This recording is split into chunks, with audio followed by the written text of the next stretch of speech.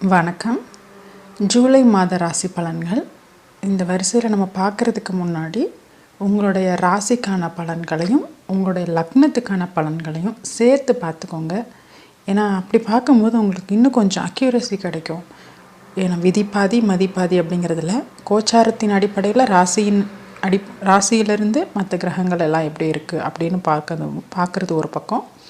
அதை தாண்டி லக்னத்திலேருந்து அந்த கிரகங்கள் எந்த பொசிஷனில் இருக்கோ அதையும் பார்த்துக்கிட்டிங்கன்னா, ஸோ உங்களுக்கு இப்போ நீங்கள் ஒரு மேஷ ராசி துலாம் லக்னம் அப்படின்னு வச்சுக்கிட்டிங்கன்னா, மேஷம் துலாம் ரெண்டுக்குமான பலன்களை சேர்த்து பார்த்து ரெண்டையும் கம்பைன் பண்ணி நீங்கள் ஒரு பலன் உங்களுக்கு கிடைக்கும்போது அது இன்னுமே கொஞ்சம் உங்களுக்கு அக்யூரேட்டாக இருக்கும். மூன்றாவது ஒரு ஸ்டெப் இருக்குது. அது உங்களுடைய பிறந்த ஜாதகத்தில் இருக்கிற அந்த இப்போ ஒரு கிரக நகர்வுகள் இருக்கும்போது உங்கள் பிறந்த ஜாதகத்தில் இருக்கிற கிரகத்தின் மேலே இந்த கோச்சார கிரகங்கள் டிரான்சிட் ஆகும்போது இருக்கிற ஒரு பலன்களும் இருக்குது. ஸோ அது அந்த அளவுக்கு போய் துல்லியமாக எடுக்க முடியாதனாலும் இது ஓரளவுக்கு பொது பலன்களாக கண்டிப்பாக ஒரு 90% அக்யூரசி உங்களுக்கு வந்துடும் இதுலேயே. ஸோ ராசிக்கும் லக்னத்துக்கும் சேர்த்து பார்த்துக்கோங்க உங்களுக்கான பலன்கள். நம்ம இப்போ வீடியோக்குள்ளே போகலாம். ஒவ்வொரு ராசிக்குமான ஜூலை மாத ராசி பலன்களை பார்த்துருவோம். சிம்ம ராசிக்கான ஜூலை மாத ராசி பலன்கள். சிம்ம ராசிக்கு ஜூலை மாத தொடக்கத்தில் 7ஆம் இடத்தில் சனி வக்ரம் பெற்று ராசியை சமசப்தமமாக பார்வையிடுவதால் மன உளைச்சல் அதிகரிக்கும். குடும்பத்தில் வாழ்க்கை துணையோடு மனஸ்தாபம் வந்து போகும். சனி தனது 3ஆம் பார்வையால் 9இல் அமர்ந்த செவ்வாயை பார்வையிடுவதால் பொருளாதாரம் பற்றிய சிந்தனைகள் வந்து போகும். கையிருப்பு கரைகிறது என்கிற கவலையும் அடுத்தடுத்த தேவைகளை பூர்த்தி செய்ய வேண்டுமே என்கிற எண்ணமும் மனதை நிம்மதி இழக்க செய்யும். கவலை வேண்டாம். கவலைப்படுவதால் மன உளைச்சல் அதிகரிக்குமே தவிர குறையாது.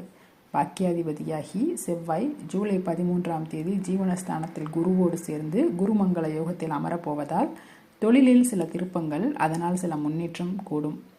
8ஆம் அதிபதியாகி குரு 9ஆம் அதிபதியோடு சேர்ந்து ஜீவனஸ்தானத்தில் அமர்வதால் சிலருக்கு பிழைப்பிற்காக வேறு இடம் மாறி செல்வீர்கள். பெண்களாக இருக்கும் பட்சத்தில் திடீர் திருமணம், அதனால் திருமண வாழ்க்கைக்காக வெளியூர் செல்லுதல் போன்றவை நிகழும்.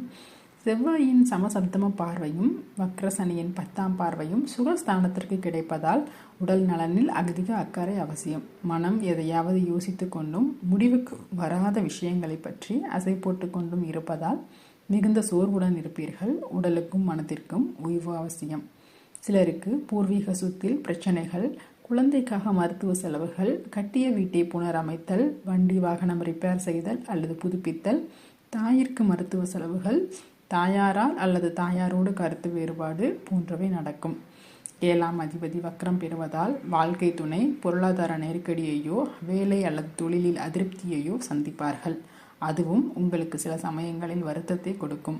ராசியாதிபதி சூரியன் சுக்கிரனோடு சேர்ந்து 11இல் அமர்வதால் தொழிலில் லாபம் ஈட்டுவதற்காக நீங்கள் எடுக்கும் முயற்சியில் வெற்றி பெறுவீர்கள். மூத்த சகோதர வகையில் உதவிகள் உண்டு. காதலில் இருப்பவர்களுக்கு திருமணம் கைகூடும். 2ஆம் திருமணத்திற்கு காத்திருப்பவர்களுக்கு அதற்கான வேலைகள் விரைந்து நடக்கும். 2இல் அமர்ந்த கேது மற்றும் 8இல் அமர்ந்த ராகு பொருளாதாரத்தில் ஏற்ற இறக்கங்களையும் குடும்ப வாழ்க்கையில் சில திடீர் மாற்றங்களையும் வசிப்பிடத்தில் சில மாற்றங்களையும் கொடுத்தாலும் 10இல் அமர்ந்த குருவின் பார்வை தன மற்றும் குடும்பஸ்தானத்திற்கும் சுகஸ்தானத்திற்கும் கிடைப்பதால் உங்களால் அவை அனைத்தையும் சமாளித்து கொண்டு வர முடியும்.